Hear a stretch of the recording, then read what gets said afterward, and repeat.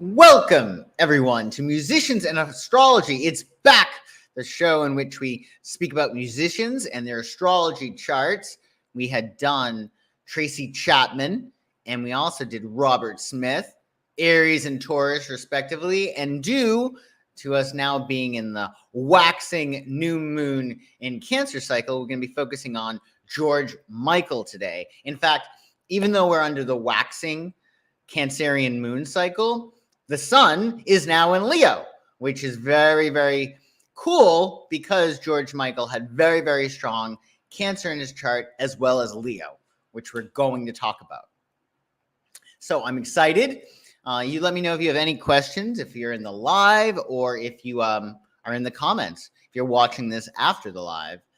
I am Joshua the Psychic. I do readings and coaching. Gift certificates you can find, parties. I'm in Los Angeles. My information is in the description below if you would like any of my services. So we shall begin. Good morning, Sin. Nice to see you. Happy Thursday.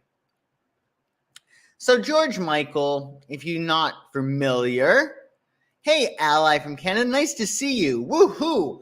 We're gonna get too funky today, that's for sure. So George Michael, as you most likely know, British singer, songwriter, and producer. He actually really took a lot of pride in his songwriting abilities, and he loved to produce. That was really key. And we're going to see how that features in his chart. He was born on June 25th, 63 in London, and unfortunately, he passed away on Christmas 2016. I was in a cab or an Uber when I heard the news of his passing, and it was very sad, especially because he gave us that Christmas song last Christmas, and he loved Christmas. He loved it an awful lot. Hey, Casmar, nice to see you. Good afternoon to you. Oh, he was? Oh, well, you're going to love this then. You're going to love this. That's wonderful. I'm really happy to hear that.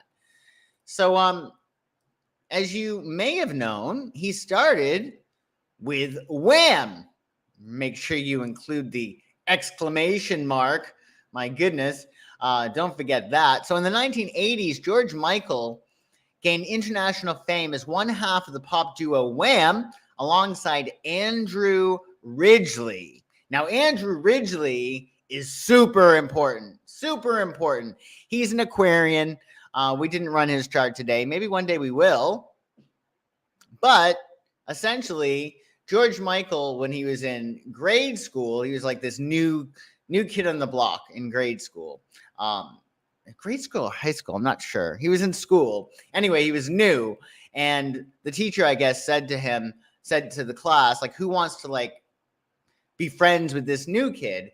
And Andrew Ridgeley took him under his wing, so to speak. Andrew Ridgeley was like considered the really cute one. He was really charismatic. He was really bold. I'm pretty sure Andrew is a double Aquarius. He has Saturn really close to his sun. So he was really strong, and he was able to take George Michael under his wing. And without Andrew, there probably would have been no Wham, and certainly maybe no George Michael as we know of him. So very important person, and we're going to talk about how that features in his chart as well. Hey, Regan, nice to see you. You love 80s music? So do I. It's great. Oh, he did? Oh, I didn't know that. That makes a lot of sense. It makes a lot of sense since Aquarians are very, very fast. In any case, he was with Wham until 1986, and then he decided to go off on his solo career. And Andrew Ridgeley, I mean, got to give him props. He was completely cool with it. He wanted George Michael to express himself, and he knew that Wham, being part of that duo, was too limiting. And very selflessly, Aquarians can be very altruistic. And Andrew Ridgeley seems to be that way, in that he encouraged Michael to pursue his goal and his dreams, even if he was going to leave him in the background, and even if Andrew started everything. Andrew was fine with it. So what legacy did this guy leave us? Well, a lot. I encourage you to watch the Wham documentary on Netflix if you haven't seen it already. It's really eye-opening. George Michael, I think, has been in like the background in our minds. He's just there, but we never really look and analyze like, okay, well, who is this guy? Throughout his career, he pushed boundaries, and that's going to be key later on, that word boundaries, with his music. He was renowned for his soulful voice, emotional performances, and ability to blend various genres, including pop, R&B, soul, and dance music. Beyond his musicality, George Michael was recognized for his philanthropy, having made significant contributions to various charities and causes, including HIV/AIDS research, child welfare, and human rights. He was extremely generous, and we'll see that in his 12th house when we look at that. Oh, him and Andrew? Yes, that's so correct. Very soulful. Yes, he did. He did have a beautiful voice. So this is his chart. We're going to break it down, but I just wanted to give you the overview of his chart. What do we see here? Well, we see he's a Cancer with the sun in the 12th house, along with Mercury and Venus right over here. Now that 12th house is very, very psychic, right? And Mercury is planet of communication, and Venus is love and beauty, and the two are conjunct, and they're very, the Mercury is very, very strong because it's in Gemini, which is Mercury ruled. And in the 12th house, well, that's the psychic house. That's where the channeling happens. So we see that he has a 12th house stellium, which is not easy for somebody to be in the spotlight with a 12th house stellium. We also see as a 3rd house stellium over here, 3 of these planets in Virgo, Uranus, Pluto, and Mars. And we're going to talk about that. We're going to talk about all that Virgo, that work energy that he has here. He also has his Leo moon. And he's a double Cancer because he's a Cancer as well as a Cancerian rising. We're going to break all of this down so we know all about him. Hey, 𝐀𝐿𝐶, nice to see you here. Yes, as a Cancer, he was very close to his mom. In fact, I mean, he suffered so much. I think that I know that his lover and his mom was diagnosed with cancer really, really close together. I think his lover had passed away, and then know what happened? He had fallen in love, which was not easy for him. And after falling in love, his mother calls him up with her cancer diagnosis. So yes, he was very close. Most Cancers are very close to their moms. That's typical. So let's talk about what we say in astrology, the big 3. What was George's big 3? So when we're talking about the big 3, we're talking about what's the ascendant, what's the moon sign, and what's the sun sign. So the sun sign is probably the most important. The sun is in Cancer. And as we notice, it's in the 12th house. He also has a Cancerian rising. So when you have a rising sign that's the same as your sun sign, it's sort of like what you see is what you get. Sometimes what I've noticed, it's really ironic, but when somebody's ascendant is the same as their sun sign, it almost like cancels it out. Like they don't seem like their sun sign, or they don't seem like their ascendant. So there's something weird about that. I've noticed that on more than one occasion when somebody's a double Aquarius or double Libra or a double Cancer. It doesn't always look like they are. So it's strange when you have the rising sign, the same sign as the sun side. Theoretically, it should be what you see is what you get. Like, because the 1st house is sort of the personality or the facade or the mask, and the sun is your identity. But we're going to talk about how George's moon is really important. He has that Leo moon. And even though the sign that is opposite Cancer is Capricorn, and the sign opposite Leo is Aquarius, the sign before a sign or after a sign is like a rebuttal to the previous sign. So for instance, Cancer is very, very sensitive. They're very, very homebound. They're very, very feeling oriented. Whereas Leo is very reactionary and very, very passionate, right? So it's like a rebuttal. Leo is like a rebuttal to Cancer, right? Uh, yes, he had a Leo moon. Yes, very much so. A lot of things. Yes, doesn't he? He certainly acts, I think, more Leo than Cancer. There was one interview he did. I think it was after one of the sex scandal. Something happened with him in Beverly Hills. He claims it was entrapment. But man, he walked out in that stage, handled those jabs from, I think it was David Letterman, and he handled it so well. Like he kept his cool, he kept his humor, and to talk about a sex scandal on national television, I mean, you would think it would be a mortifying experience, but he kept it together and was very funny about it. So let's talk about these three, George Michael's big three. So the sun is in Cancer, and the sun, of course, represents one's core essence. One's core essence and their ego. Cancer sun is nurturing, it's sensitive, and it's deeply connected to their emotions. So Cancer, as you may know, is a cardinal that's initiating water sign. And it's associated with intuition, empathy, and home and family. And it's probably the most sensitive sign of the zodiac, Cancer. Definitely very empathic, very, very sensitive.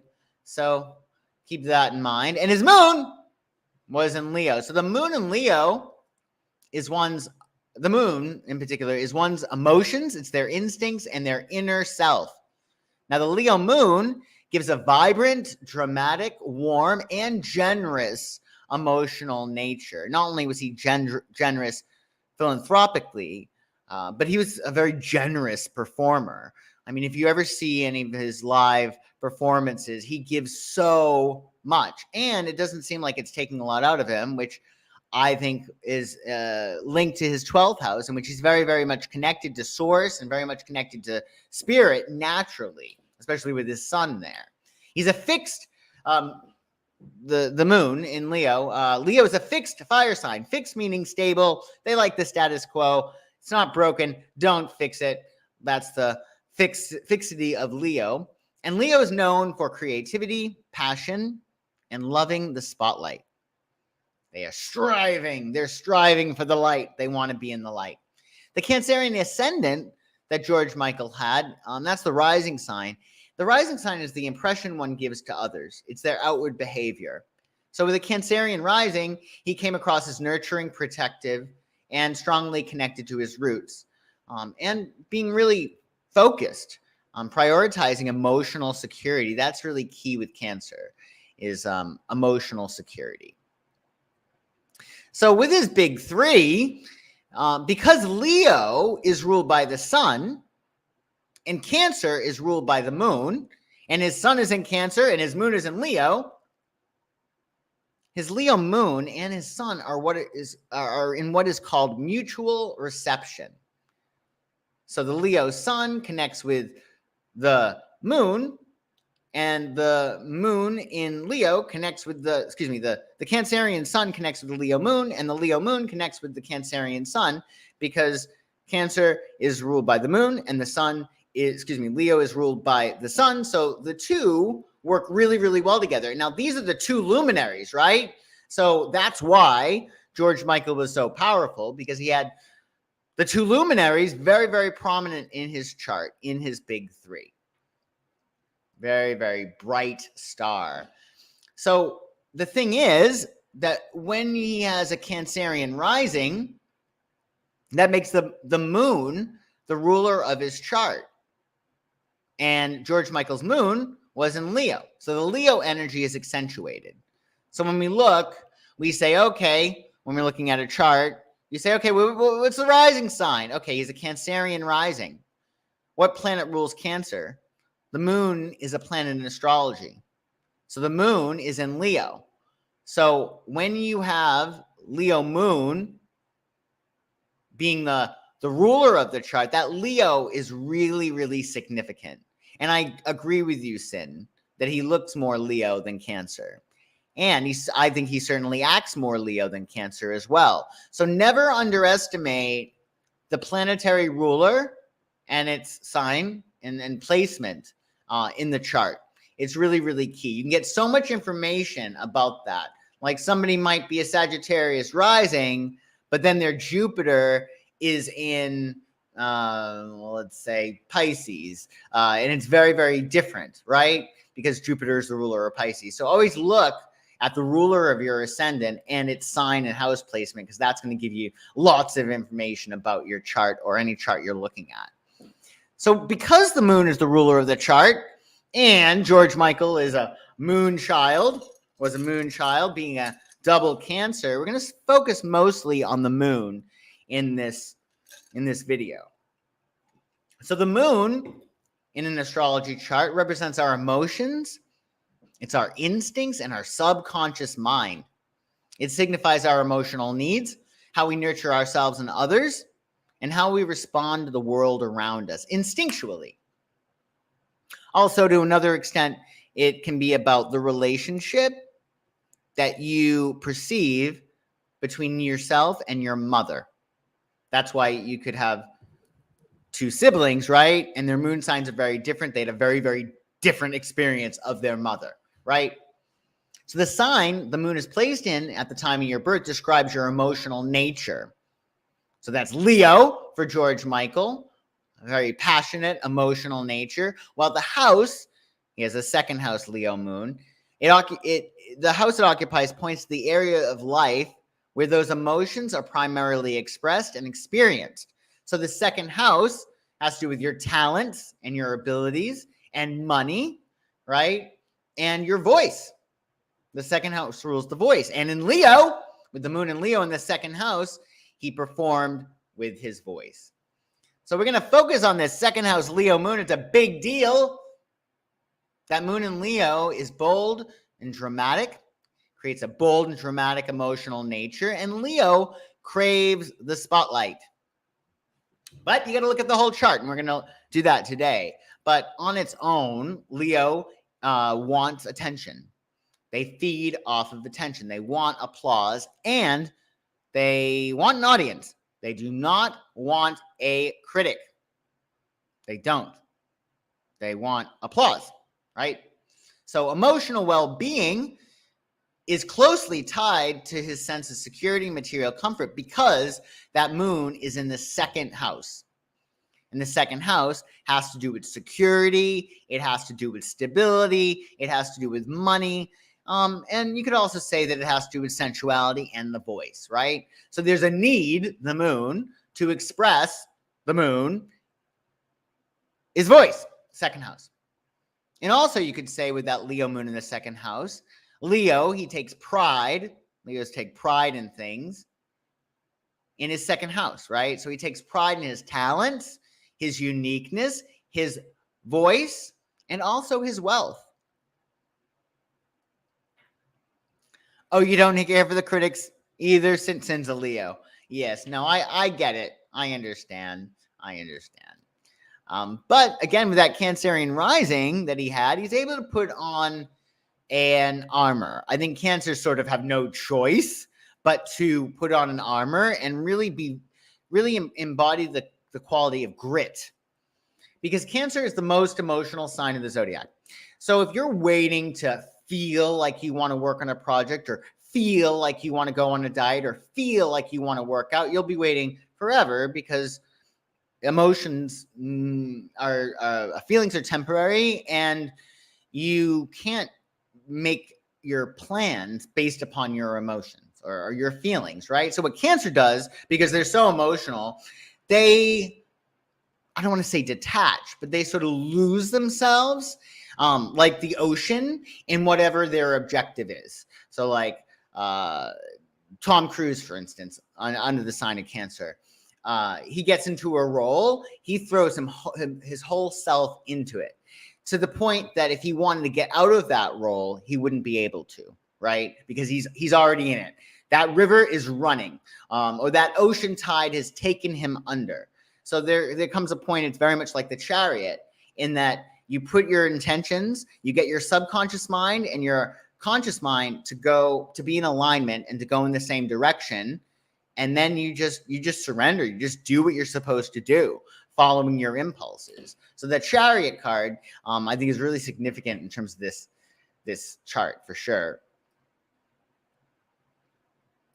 Oh, interesting. As an Aquarian, critics can be useful. I agree. If the criticism is unhelpful, however, they can piss off. But my Cancer moon means that I still sulk if I put my whole self into it. Yes. Well, the thing with art, and so many things are art, even if it's not technically art, once you do it, it's not yours. You have to just, execute, put it out there, and then when people say about it, they're going to say stuff about it, right? You just want to, let go because it's not yours. Once you give it away, what do you care? On to the next project, right? Mostly unhelpful, right? So let's look at these moon aspects that he has. So first of all, we see that moon opposes Saturn. Oh boy. So this is a big deal, and that Saturn is retrograde, and the retrograde Saturn is very important. When you have Saturn retrograde in your astrology chart, Saturn has to do with father, and when it's retrograde, typically your father does not get it. His plans for you or his ideals for you do not match with who you are. So Saturn retrograde, your dad's clueless about what is best for you. So therefore, you have to create your own trajectory. And this is very, very on point in George Michael's case, because his dad didn't think he was going to make it. He thought that it was a complete failure, that it was not going to go anywhere. Wham, and then other things that followed. And he admittedly had to do a big U-turn, a lot of backpedaling when he made it such a great success from himself. In fact, George said in an interview that he didn't come out of the closet as gay when he was in Wham, because if he told his parents that he was gay, they would probably have kept him from pursuing music, because they would have blamed Wham or his musical career on making him gay. So sometimes if you have a parent that is very restrictive, it creates this hunger within you to get that validation. And without that emptiness within yourself, you would not be able to achieve your goals. So it's interesting. Everything comes together. So with that Saturn opposing the moon, it's a big deal because that Saturn is also in the 9th house. And the 9th house has to do with belief. So Saturn, father, his belief, his father's belief in his son, or George Michael's father's belief in him, opposed his moon, his emotional expression, his heart, you could even say, his soul, you could even say with the moon. So that's a really tough aspect. So let's break it down. George's moon is opposite his Saturn. So on the one hand, there's a desire to be emotionally open and seek validation. On the other, there's this threat of rejection, this fear of rejection, resulting in emotional distance or detachment. So Saturn cuts things off, right? It creates blocks. And with the moon, the most sensitive area of your chart, being opposed by Saturn, your emotions, especially your theatricality, your dramatic essence, your passion, there's like a block. Also, there's a tendency toward self-criticism and feelings of inadequacy with that Saturn. They might feel they are not meeting their own or others' expectations. Admittedly, he was quite the perfectionist, and we're going to see that with his Virgo stellium. Also, forming deep emotional connections can be very, very challenging with the moon opposing Saturn, as Saturn's influence can create emotional walls or barriers, inhibiting the free flow of feelings. So it was not easy. You were a little crushed when he came out as gay. I'm glad you got over that. That's good. I don't think you were the only one that was crushed at all. So we also, though, we noticed with that's just really, really tough. I mean, Saturn retrograde in and of itself is not easy. And that moon in Leo opposing Saturn in Aquarius, that's icy. Because the Leo moon is so warm and Saturn is restrictive all on its own. Then put it retrograde in Aquarius. It's painful to even look at. So, but again, You got to look at the whole chart. That moon in Leo also creates a beautiful trine to Jupiter, the great benefic in the zodiac. So the planet that is the most beneficial, that brings you luck and blessings and abundance, is Jupiter. And he has Jupiter in his 10th house of career. And that moon in Leo makes a beautiful trine. So Leo and Aries are both fire signs. His moon is 4 degrees. It's 4 degrees away to make it a perfect trine. And that helped him get to where he wanted to go. So that trine to Jupiter, emotionally positive. He's going to see the bright side of life with the moon trine Jupiter. His enthusiasm and confidence will contribute to his ability to overcome challenges and inspire others around them. Emotional generosity, as we spoke about before, just with that Leo moon, you're going to be very emotionally generous, usually. And that protective nature of Leo is further amplified by the expansive and giving energy of Jupiter, for sure. And it's a fortunate alignment of emotions and opportunities, the emotions being the moon, and the opportunities, professional opportunities, being the Jupiter in the 10th house. So it gives him this ability to flow with his energy of his moon, his passionate creativity, his voice, and move that toward the top of the heap, which is what he did. So if you had a reading with me before, you may have heard me say, oh, this is your first gumball. Well, it's not really a gumball. One of my astrology teachers here in Los Angeles, in fact, said that we all have this first gumball, which is the first planet or point in your chart. And what we're going to notice is that George's first gumball is the North Node, and it's in Cancer, which we're going to talk about. So that first gumball or planet or point is very, very important. You want to see where in your chart, what is the first planet or point after your ascendant, because that is very, very significant. And I'll tell you why. So the first planet or point after the ascendant in a chart, and it could be in the first house, it could be in the second house, who knows? It could be in the third or fourth, but it's after the ascendant. The first planet or point after the ascendant is the first energy the native encounters. So they take their first breath on the ascendant, right? And then boom, there's a planet or point. That's the energy they encounter. So the planet or point, the first one in their chart, their first gumball, relates to their context, right? It's the first experience they had. And therefore, it becomes what they expect to encounter, and therefore becomes what they do encounter, because expectation breeds result, right? So with the North Node as the first point in George's chart, as his first gumball, he first encountered a very strong sense of direction. The North Node says, go here, do this. It's very, very clear, right? And the North Node in the first house of self-assertion suggests that he may have learned early on that asserting his identity and personality would feature strongly in his mission. So the first thing he got was like, I need to do this. I need to express myself. But again, as we remember, that self-expression is thwarted because it's opposing Saturn retrograde in the 9th house. So the father may have had beliefs that you're not supposed to express yourself, especially if you were gay. I mean, I think especially back then. So that North Node is not easy. So the North Node in a chart, it represents the gifts that we're developing. And the South Node is opposite the North Node. The South Node and the North Node are always opposite. The South Node is your past or your past lives. It's what comes easy.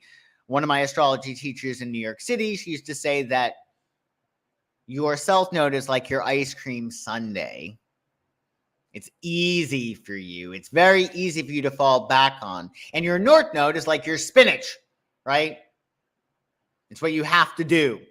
But you also need to utilize your South Node gifts to get you to the North Node. So what's easy for him, because his South Node is in Capricorn in the seventh house, what's easy for him is to have high status in a supporting role. Think of Gayle King with Oprah before Gayle King started doing her own shows. She was very, very high status as a friend, as a long-term friend, which is a seventh house thing, to Oprah. Same thing with Andrew and George of Wham. Like, Andrew was the star of the show. He was considered to be the cutest. He was the most talented. He had a very assertive way of getting things up off the ground. Like, he spearheaded Wham for sure. So that's easy for him. But what's not easy for him is to go out on his own. But again, with that North Node there, he probably knew, I need to do this. Now, both of those nodes, the North and the South Node, both square his Jupiter in Aries in the 10th house.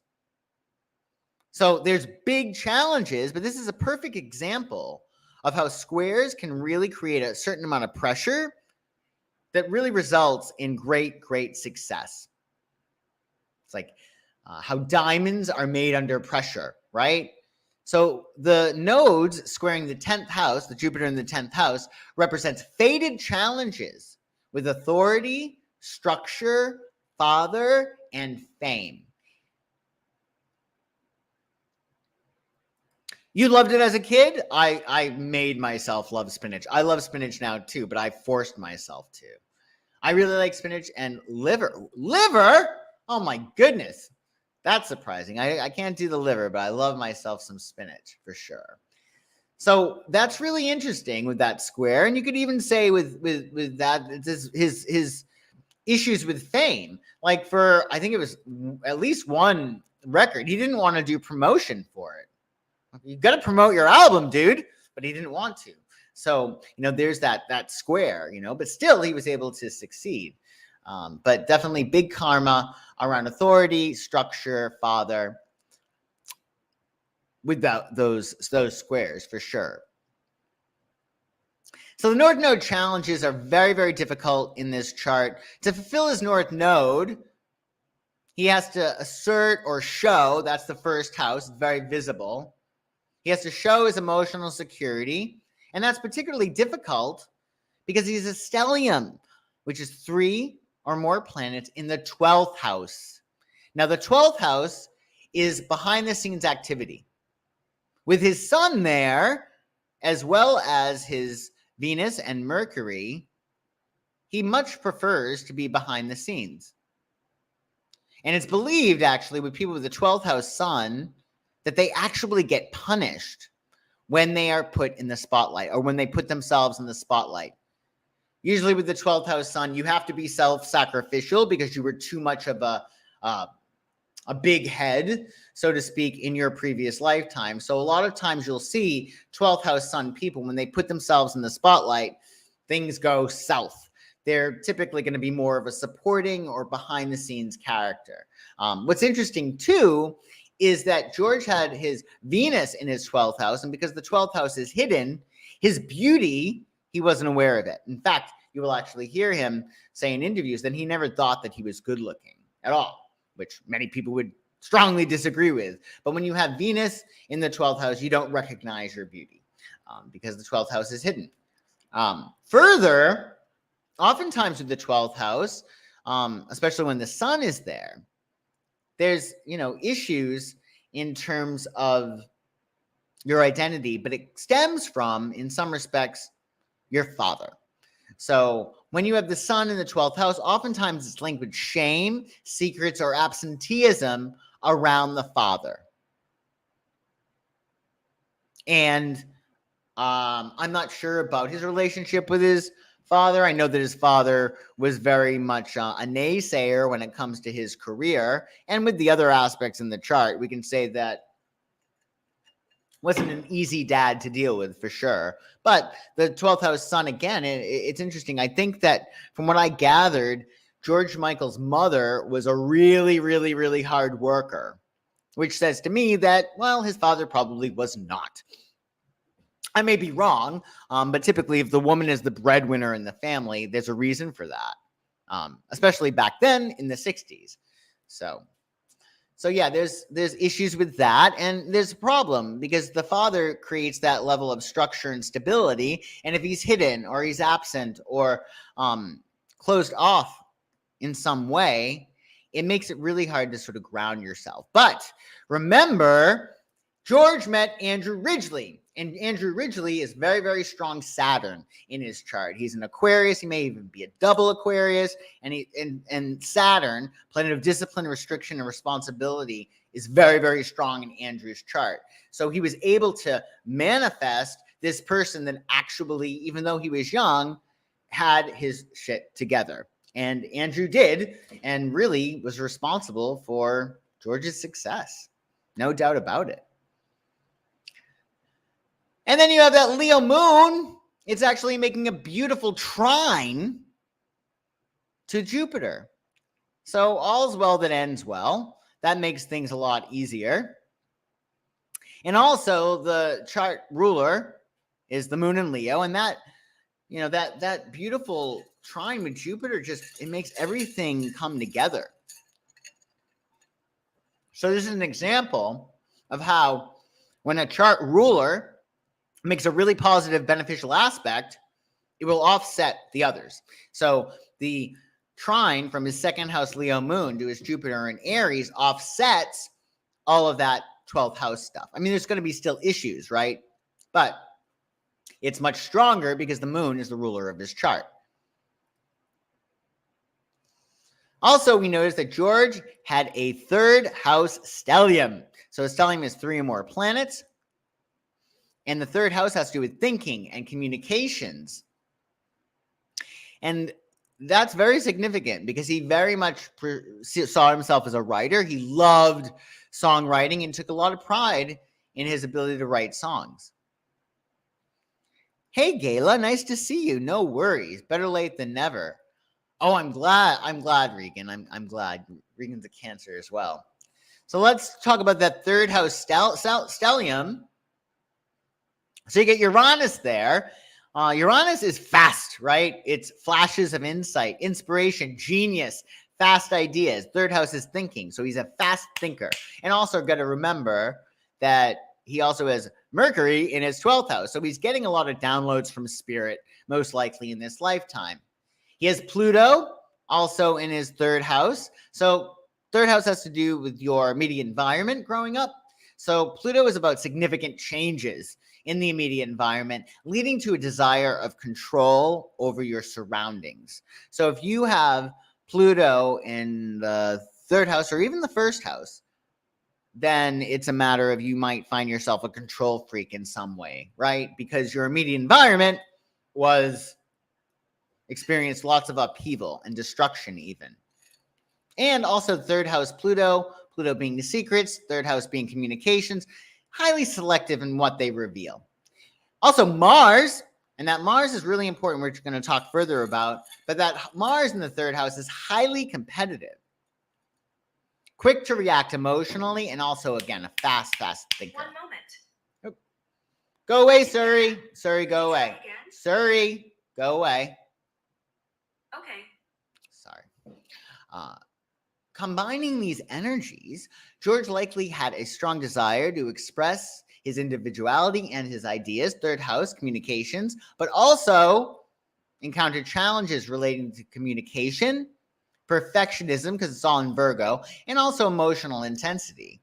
That Pluto and Uranus, pretty close to each other, which they were. That's a generational conjunction, even though it's too wide to be a conjunction in this chart. But Pluto and Uranus were pretty close together in the 60s. So we have their combination of mental trauma and emotional trauma, Uranus being mental trauma, Pluto being emotional trauma. And the two, it's like a big double whammy.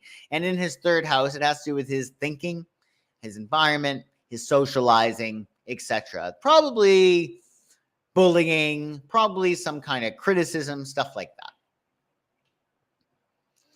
So also, this is key.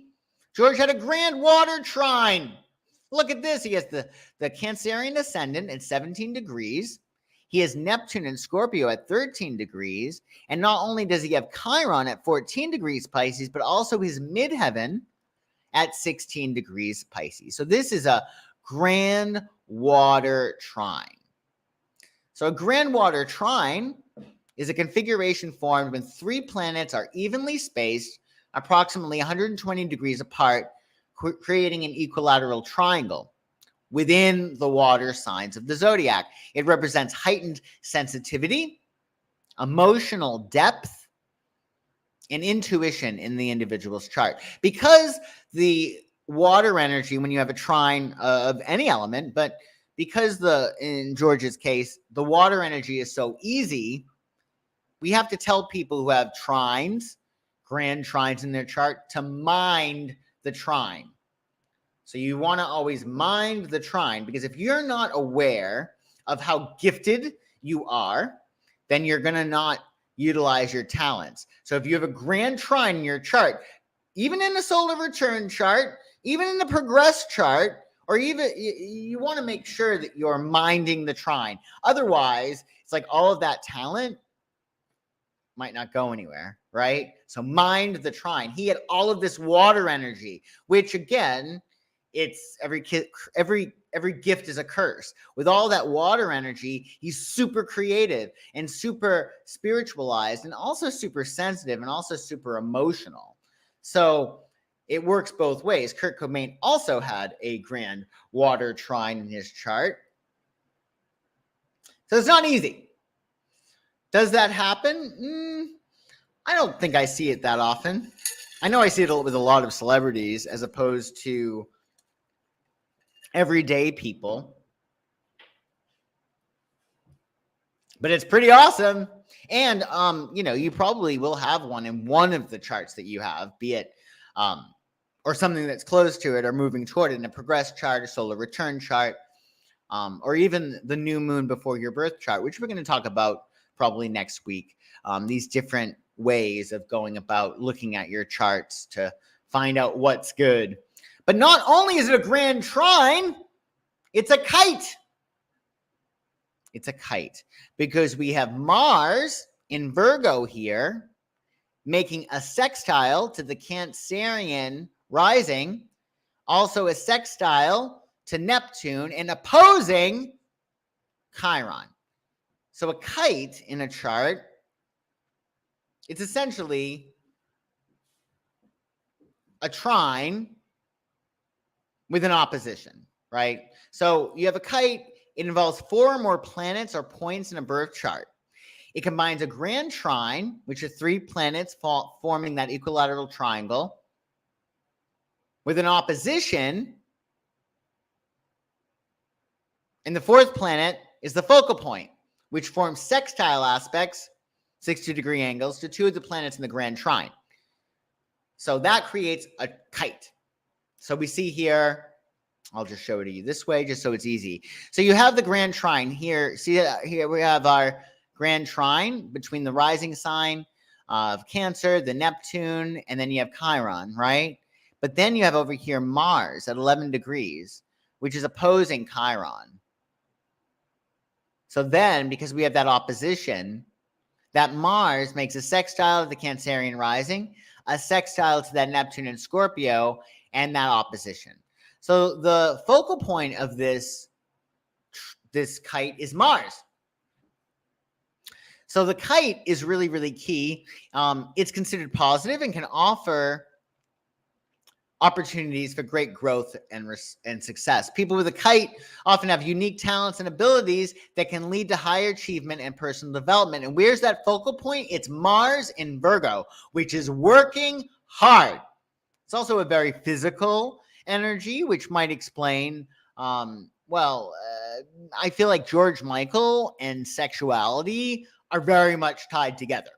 Like, even not just his persona with I Want Your Sex and the outfits he wore, and even Wham, which I think was very interesting for its time. Let's just say that. But also with the scandals that he had around him, right? That Mars, he knew he needed to work with that Mars in some capacity. He even went to war against his record company to try to get a better contract or get out of his contract, right? So yeah, I mean, he has that beautiful, beautiful kite. But then that Mars is a problem, right? That Mars, look at it. It's opposing Chiron. Now, that's not easy at all. So Mars opposite Chiron, there's a significant tension between the wounds and insecurities represented by Chiron, and then also the assertive, action-oriented energy of Mars. So this aspect can manifest in different ways. In fact, you could even say with the sex scandal that he was in, Mars, sexuality, opposing by Chiron, pain. Well, that incident, which I believe he says was entrapment, well, that cost him a lot of pain, most likely. At some point, almost everyone wanted his sex. I'm sure you're right. He oozes sexuality. Yeah, I think that's the fire and water for sure. So with that energy of Mars opposite Chiron, there can be a lot of inner conflict. They have the desire to assert themselves, but then you have Chiron opposing it. So as soon as I assert myself, I get in trouble. Or as soon as I'm passionate, I get in trouble. Or as soon as I flow my sexual energy, I get in trouble because Chiron is right there.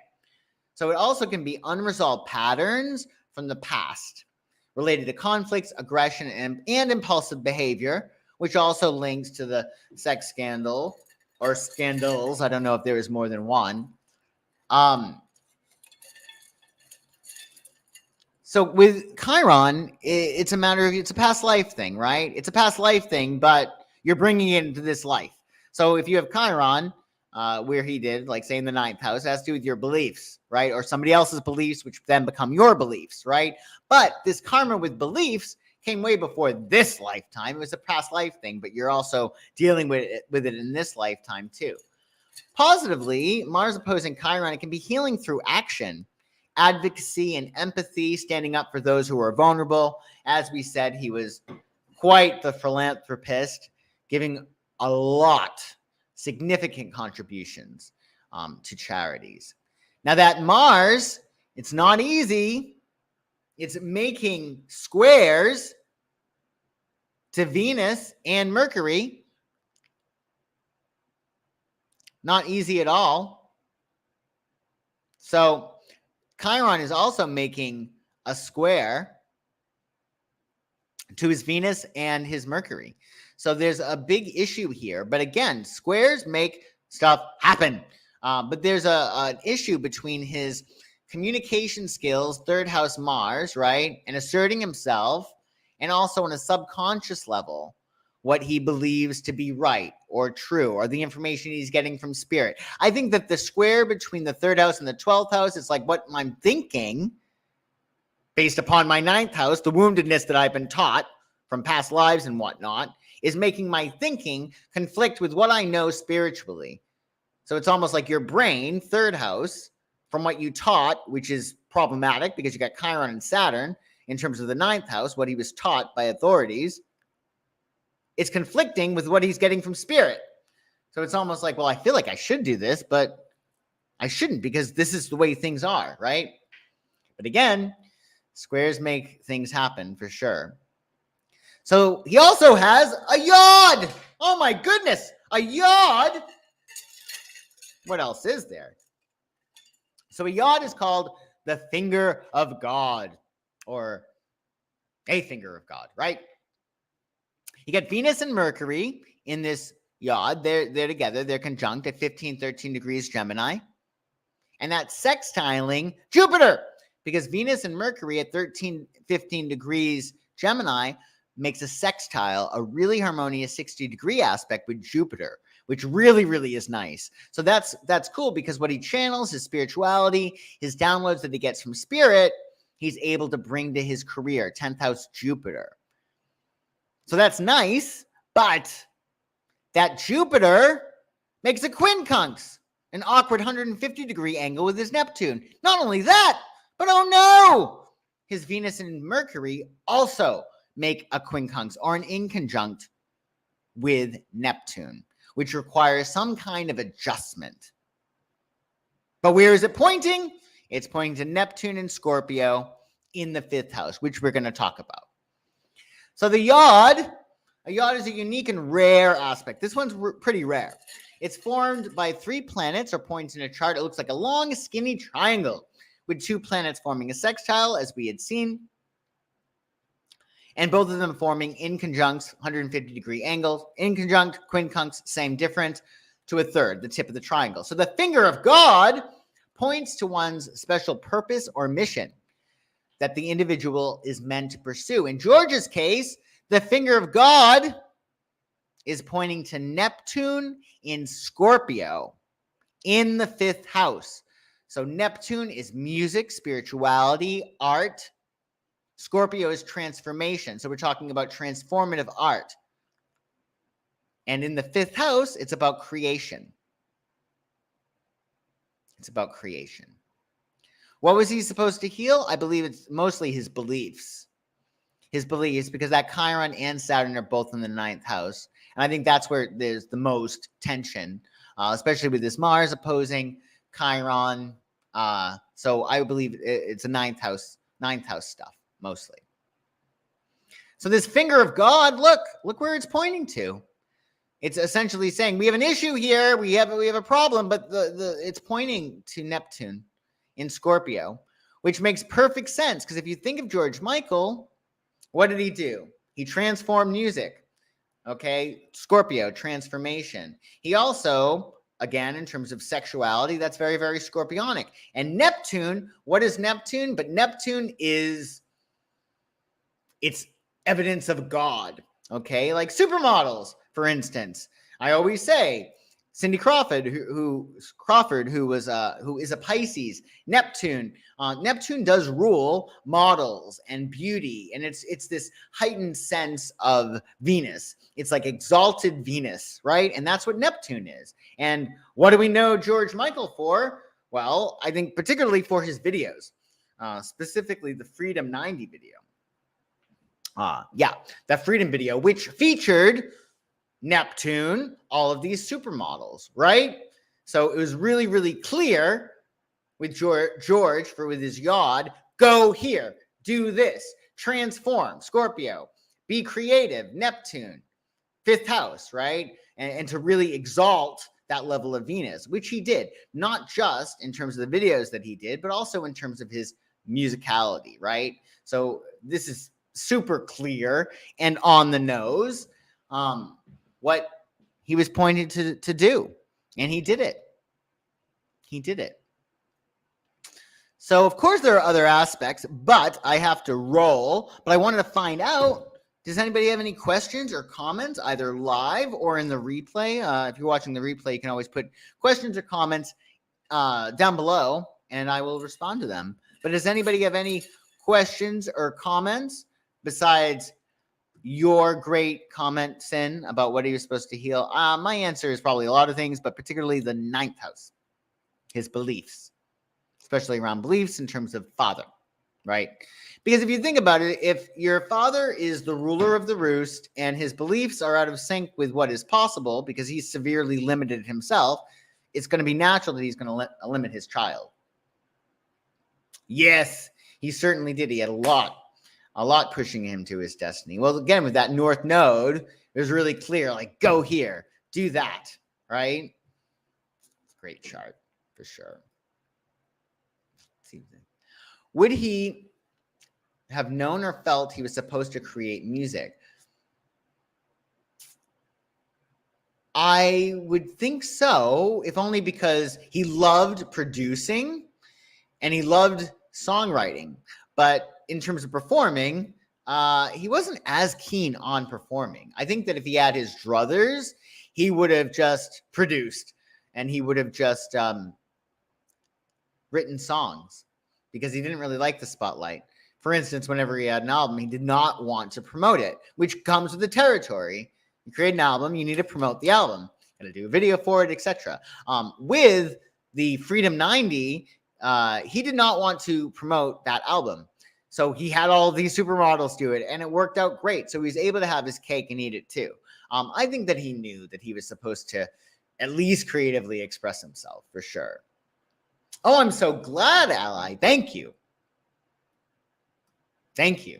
Does anybody have any other comments or questions or anything like that about George Michael's chart? It's such a great chart.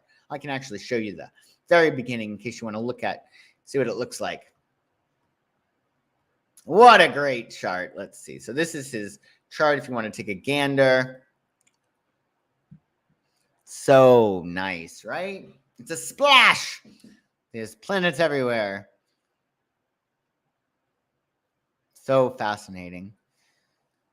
So do what you can to align with your energies and your chart. Maybe listen to some George Michael, align with his energy, because again, we are currently under the Cancerian waxing moon cycle, which is getting out of the sign of Cancer, and we're in Leo. And as we had said, George has both Leo and Cancer very strong in his chart. You're so welcome. Yes, he certainly did. You too, Casmar, for sure, for sure. Well, thank you all so much for joining me today. I do appreciate it. Be sure to listen to some George Michael. Thank you so much for watching. And if you're catching this live, well, I hope to see you tomorrow. We have Henry VIII we're going to cover on This Week Astrology for next week, as well as Lizzie Borden, because it's the anniversary of when she didn't do anything. What am I talking about? She was acquitted. But it's the anniversary, August 5th, next week, of when her father and stepmother were brutally murdered. So we're going to be talking about that next week. And also Marsha. We're also going to be talking about Maureen McCormick, who has a birthday next week as well. So be sure to check out This Week Astrology. The link to that is in the description below. And I will join you tomorrow at 10 a.m. Pacific, 1 p.m. Eastern for that show. And again, if you're watching this later on, well, there'll probably be a This Week Astrology that's more current. So, oh, it's your birthday? That's awesome. That's really cool. Well, happy birthday, early birthday. So have a wonderful day, everyone. Thanks so much for joining. And please like and subscribe and be in touch if there's anything I can do for you.